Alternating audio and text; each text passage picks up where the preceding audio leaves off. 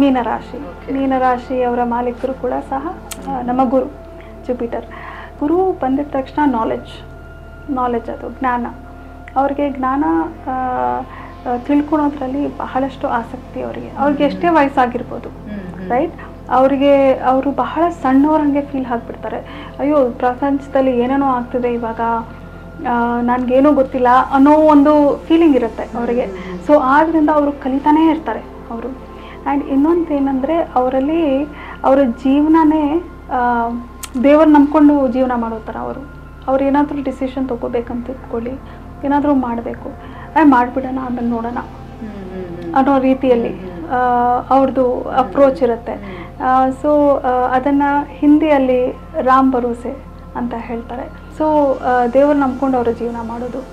So ಅದರಿಂದ ಏನಾಗುತ್ತೆ ಆ ಕ್ಯಾಲ್ಕುಲೇಷನ್ ಇರೋದಿಲ್ಲ, ಮಾಡೋಣ ನೋಡೋಣ ಅನ್ನೋ ರೀತಿಯಲ್ಲಿ. ಆ್ಯಂಡ್ ಅವ್ರಿಗೆ ಈಗೋ ಇರೋದಿಲ್ಲ ಅವರಲ್ಲಿ. ಅವರ ಬಗ್ಗೆ ಬೇರೆಯವ್ರು ಏನು ಅನ್ಕೋತಾರೆ, ಏನು ಅವ್ರು ಹಾಕಿರೋ ಬಟ್ಟೆ, ಅವ್ರಿಗೆ ಯಾವುದಕ್ಕೂ ಅವ್ರು ಬೇಜಾರು ಮಾಡ್ಕೊಳಲ್ಲ, ತಲೆ ಕೆಡಿಸ್ಕೊಳೋದಿಲ್ಲ.